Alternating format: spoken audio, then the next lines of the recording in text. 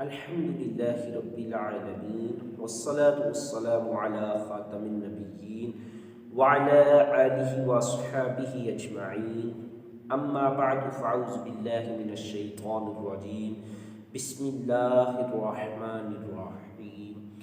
حاميم والكتاب المبين إنا أنزلناه في ليلة مباركة إنا كنا منذرين فيها يفرق كل أمر حكيم أمرا من عندنا إنا كنا مرسلين رحمة من ربك إنه هو السميع العليم صدق الله العظيم. حضرات گرامی، ماہ شعبان و معظم رواں دوا ہے، اپنی رحمتیں، برکتیں اور عظمتیں امت مسلمہ کے درمیان بکھیر رہا ہے، اور اسی ماہ مبارک کے دامن میں ایک شب پوشیدہ ہے جو شعبان المعظم کے درمیان میں ہے، اور عرف میں، معاشرے میں اسے شب برات، شب رات بھی کہا جاتا ہے۔ تو اسی کے متعلق میں نے قرآنی آیات کی تلاوت بھی کی اس سلسلے میں، اور احادیث بھی پیش کروں گا، اور اس کے مزید نام بھی اس رات کے وہ آپ کے سامنے عرض کروں گا۔ پہلے قرآن کریم کی آیات کا ترجمہ سماعت فرمائیں۔ پارہ نمبر 25 سورہ دخان آیت نمبر 1 تا 6 میں اللہ سبحانہ وتعالی ارشاد فرماتا ہے: حامیم والکتاب المبین، روشن کتاب کی قسم، انا انزلناہ فی لیلۃ مبارکۃ انا کنا منذرین، بے شک ہم نے اسے برکت والی رات میں اتارا، بے شک ہم عذاب کا ڈر سنانے والے ہیں۔ فیہا یفرق کل امر حکیم، اس رات میں ہر حکمت والے کام کا فیصلہ کیا جاتا ہے۔ امرا من عندنا، یہ ہمارے پاس سے حکم ہوتا ہے۔ انا کنا مرسلین، بے شک ہم ہی رسولوں کو بھیجنے والے ہیں۔ رحمت من ربک، یہ آپ کے رب کی طرف سے رحمت ہے۔ انہ هو السمیع العلیم، بے شک وہ خوب سننے والا، خوب جاننے والا ہے۔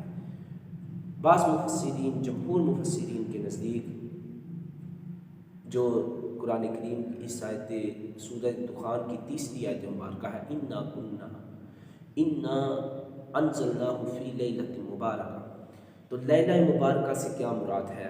بعض جمہور مفسرین کے نزدیک لیلہ مبارکہ یعنی برکت والی رات سے مراد لیلۃ القدر ہے، تاہم اکرمہ اور بعض مفسرین نے اس سے شب براءت مراد لی ہے، لیکن پہلا قول ہی راجح ہے۔ جن مفسرین نے دوسرے قول کو اختیار کیا ہے انہوں نے دونوں اقوال میں تطبیق دی ہے۔ شعبان المعظم کی 15ویں شب یعنی شب برات کے بارے میں متعدد احادیث آئی ہیں، جن میں سے چند درج ذیل ہیں۔ نمبر 1، حضرت ابو موسیٰ اشعری رضی اللہ تعالی عنہ بیان کرتے ہیں، رسول اللہ صلی اللہ علیہ وآلہ وسلم نے فرمایا، بے شک شعبان کی درمیانی یعنی 15ویں شب کو خاص توجہ فرماتا ہے، اور مشرک اور کینہ پرور کے علاوہ مغفرت کے طلبگار اپنے سب بندوں کو بخش دیتا ہے۔ سنن ابن ماجہ حدیث نمبر 1390۔ شعب الایمان کی حدیث میں ہے کہ اس شب مومن کی مغفرت ہوتی ہے، کافر کو مہلت دی جاتی ہے اور کینہ پرور کو چھوڑ دیا جاتا ہے۔ مجرم کو ڈیل دینا بھی ایک طرح کی سزا ہے تاکہ وہ سرکشی میں انتہا کو پہنچ کر اشد عذاب کا سزاوار قرار پائے۔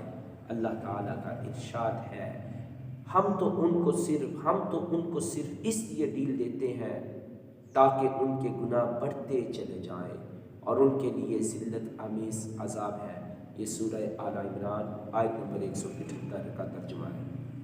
اسی طرح سورہ طارق آیت نمبر 15 تا 17 میں اللہ فرماتا ہے انہم یکیدون کیدا، بے شک کافر اپنی چالیں چل رہے ہیں، واکید کیدا، اور میں اپنی خفیہ تدبیر فرما رہا ہوں، فمہل الکافرین، اور سو آپ کافروں کو ڈیل دے دیں، امہلہم رویدا، اور ان کو تھوڑی مہلت دیں۔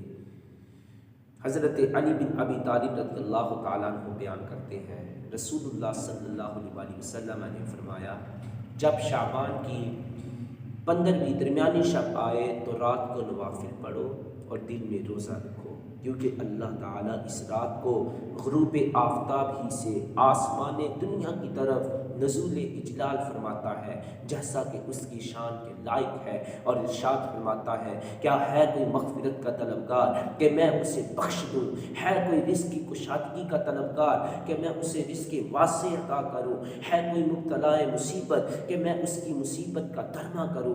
الغرض بندوں کی تمام حاجات کا اللہ تعالیٰ ذکر فرماتا ہے، اللہ تعالیٰ کی طرف سے یہ فیضان رحمت طلوع فجر تک جاری رہتا ہے۔ سنن ابن ماجہ حدیث نمبر 1388 میں اس کو ذکر کیا گیا، روایت کیا گیا ہے۔ اسی طرح طویل حدیث شریف ہے، حضرت ام المؤمنین سیدتنا عائشہ صدیقہ رضی اللہ تعالی عنہا بیان کرتی ہیں کہ شعبان المعظم کی درمیانی شب رسول اللہ صلی اللہ علیہ وسلم میرے بستر سے نکل گئے۔ آگے چل کر فرماتی ہیں مجھے ارشاد شبہ ہوا، اندیشہ ہوا کہ آپ کسی زوجہ مطہرہ کے پاس گئے ہیں۔ میں گھر میں آپ کو تلاش کرنے لگی تو میرے پاؤں آپ کے مبارک قدموں پر پڑے، آپ حالت سجدہ میں تھے۔ مجھے یاد ہے آپ فرما رہے تھے اے اللہ میرے جسم و جاں تیری بارگاہ میں سجدہ ریز ہے، میرا دل تجھ پر ایمان لایا، میں تیری نعمتوں کا اعتراف کرتا ہوں، میں نے اپنے آپ پر زیادتی کی، سو تو مجھے بخش دے کیونکہ تیرے سوا کوئی بخشنے والا نہیں ہے۔ میں تیری سزا سے بچ کر تیرے عفو و کرم کی پناہ میں آتا ہوں، میں تیرے غضب سے بچ کر تیری رحمت کی پناہ میں آتا ہوں، میں تیری ناراضگی سے بچ کر تیری رضا کی پناہ میں آتا ہوں، میں تیری گرفت سے بچنے کے لیے تیری ہی پناہ میں آتا ہوں۔ اے اللہ میں تیری حمد و ثنا کا حق ادا نہیں کر سکا، تیری کامل ثنا وہی ہے جو تو نے خود اپنی ذات کی فرمائی ہے۔ حضرت عائشہ بیان کرتی ہیں نبی کریم صلی اللہ علیہ وسلم مسلسل عبادت میں مشغول رہے یہاں تک کہ صبح ہو گئی اور کثرت عبادت سے آپ کے پاؤں مبارک پر ورم آ گیا تھا، میں آپ کے پاؤں مل رہی تھی، میں نے عرض کی یا رسول اللہ صلی اللہ علیہ وسلم میرے ماں باپ پر آپ پر قربان ہوں، آپ نے اپنے آپ کو تھکا دیا، اللہ تعالیٰ نے تو آپ کو پہلے ہی مغفرت کلی کی یقینی نوید سنا رکھی ہے، تو آپ پر تو اللہ تعالیٰ کی بے شمار رحمتیں ہیں۔ آپ صلی اللہ علیہ وسلم نے فرمایا یقیناً اے عائشہ تو کیا میں اللہ کا شکر گزار بندہ نہ بنوں؟ تمہیں معلوم ہے آج کی رات میں کیا کیا برکتیں ہیں؟ انہوں نے عرض کی حضور بتائیے، تو آپ صلی اللہ علیہ وسلم نے فرمایا اس رات کو آنے والے سال کے دوران بنی آدم کے ہر پیدا ہونے والے بچے اور ہر وفات پانے والے شخص کا نام لکھ دیا جاتا ہے، اس رات کو بندوں کے اعمال اٹھائے جاتے ہیں اور اسی میں ان کا رزق نازل ہوتا ہے۔ حضرت عائشہ نے عرض کی یا رسول اللہ صلی اللہ علیہ وسلم کیا اللہ کی رحمت کے بغیر کوئی جنت میں داخل نہیں ہوگا؟ تو آپ صلی اللہ علیہ وسلم نے فرمایا اللہ کی رحمت کے بغیر کوئی جنت میں داخل نہیں ہوگا۔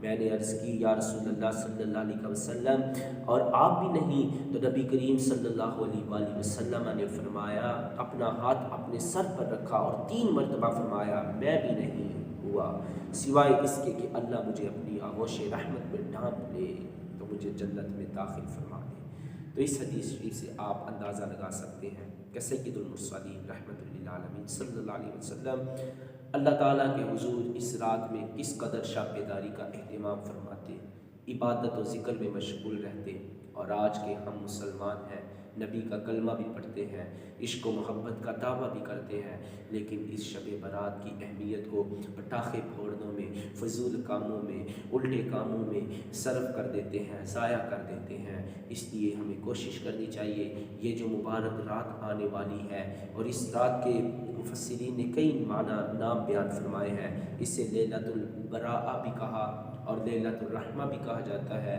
اسے لیلۃ عید الملائکہ بھی کہا جاتا ہے۔ امام غزالی رحمۃ اللہ علیہ مکاشفۃ القلوب کے اندر نقل فرماتے ہیں کہ جس طرح زمین میں لوگوں کی دو عیدیں ہیں، ایک عید الفطر، دو دن ہیں عیدوں کے، ایک عید الفطر کا دن اور ایک عید الاضحیٰ کا دن، اسی طرح امام غزالی کہتے ہیں کہ آسمانوں میں فرشتوں کی بھی دو عید کی راتیں ہیں۔ ایک فرمایا 15ویں شعبان المعظم کی رات جسے شب برات کہتے ہیں، اور دوسرا فرمایا کہ شب قدر کی رات یہ فرشتوں کی عید کی راتیں ہیں، اسے لیلۃ العید الملائکہ بھی کہا جاتا ہے، اسے لیلۃ السقف بھی کہا جاتا ہے کہ فرشتوں کے حوالے رجسٹر سونپے جاتے ہیں، ان میں پیدا ہونے والے بچوں کے، فوت ہونے والے لوگوں کے نام لکھے جاتے ہیں۔ اللہ سبحانہ و تعالی ہمیں اس رات کی قدر و اہمیت کو سمجھنے کی توفیق عطا فرمائے، اور اپنی زیادہ سے زیادہ عبادت و ریاضت میں گزارنے کی اس رات کو توفیق عطا فرمائے۔ آمین بجاہ خاتم